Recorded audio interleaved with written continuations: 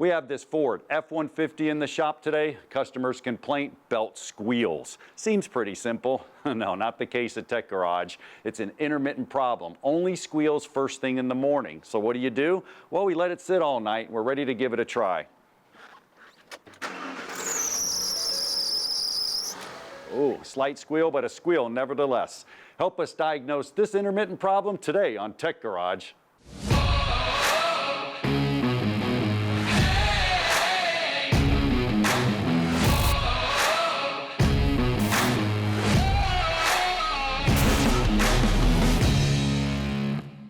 Well, the gang's all here and we're ready to roll. Welcome to Tech Garage, presented by RockAuto.com.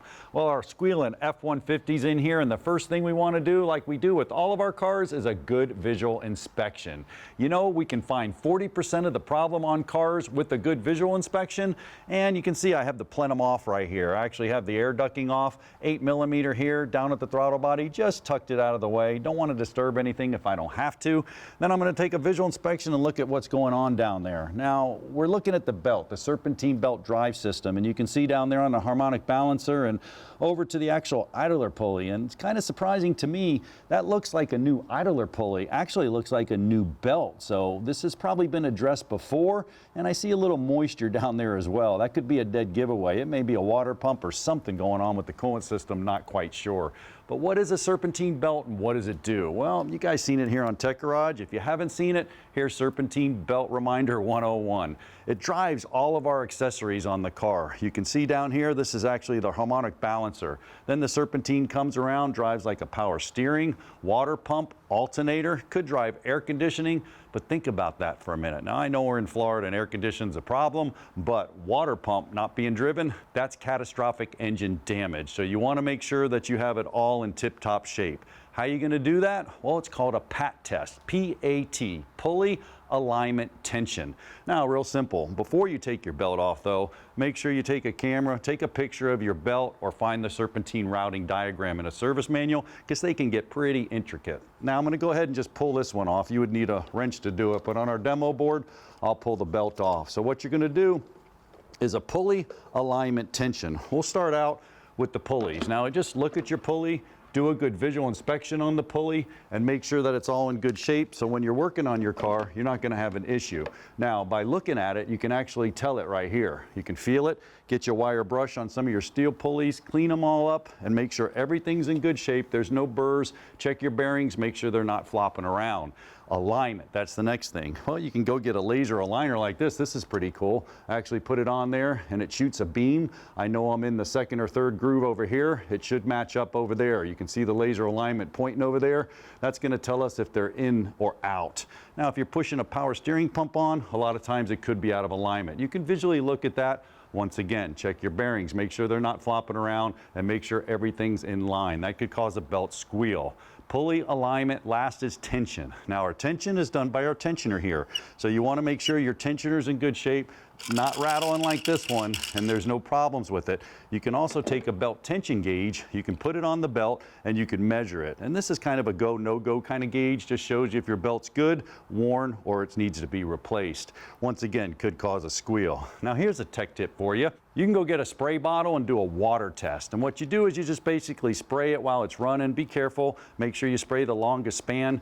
If the squeal's still there, well, that usually means it's a tension because the water acts as a lubricant. If it goes away for a split second, you probably have an alignment problem. Now, these belts today, they're EPDM material, a little bit different. The old days, we used to have what's called these neoprene belts. And you can see all the cracks in there. Well, you used to just look at the cracks and you can tell it was worn out. Not the case today. EPDM, a little bit different. You can see they're kind of fuzzy. If you bend them, there's no problem with them. So what you got to do is get you a little checker like this here. You can go down there, put it in there, and if I wiggle it back and forth, it's not moving much. That's a new belt. Then I get to a little age belt. It starts getting a little sloppy, and then I go down to the actual worn out belt. You can see it move back and forth. That's going to be a problem. That's going to introduce a lot of heat to the components, and that is going to be a problem when it comes to the belt system. Now, our belt system, Dave, we got a little water down there. Well, I got to thinking about that. maybe it's not the belt itself. Maybe that's just the symptom and it's not really what's causing it. So I brought a pressure checker. So let's check the coolant system and let's see if that might be the issue. Man, you're always 2 steps ahead. Good thinking. Yeah, that's wet down there. So if you're going to use a pressure tester, just make sure yours is cold. Ours has been sitting all night, so we don't have any pressure in the system. Super important. Yeah, big time, right? Nobody wants to get boiled here. And well, we can't pressure test air, so there's nothing in there, which probably indicates our coolant leak. Coolant leak. I got some water here from earlier. Let me grab some of my water. Okay. Oh man, what a waste. That's good water. Let's put it in here. Oh, whoa, whoa. John, we don't need a pressure tester. Holy cow. There you go. See what's coming out here. It's for this hose right here. And this is it's one of those Ford hoses where it's more like a garden hose. It seals on the inside instead of having a hose clamp on the outside. And those are kind of prone to leaking, and there is our problem. There you go. Sitting overnight, dripping down. Yeah. Looks like dirty work to me. I'm out of here. Of course you are. Josh, let's handle this here. Heard y'all had a leak over here. Yeah, you're a little late for catching all of it here, but you can catch some of the coolant here. Get this under here. Try to get it set up. All right. What's our plan of action here? Man.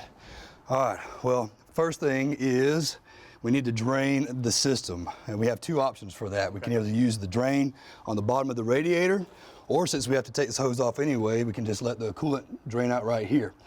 Usually you don't want to do that if you have electronics in the way, but we don't have any, so that we're okay there. And also the belt's already contaminated, so we're gonna have to replace it anyway. And also, we don't want to get a lot of air in the system because we'll have to bleed that later, and that's just going to wreak havoc on us. So I'm pretty sure that's an 8mm bolt. And I have one here, yeah. Right, and I have a pick right here, and we'll go ahead and get started taking this thing off. We're going to get this taken off, and when we come back, John's going to explain how this whole system works, and you do not want to miss that. We'll be right back with more Tech Garage, presented by RockAuto.com. Stay tuned.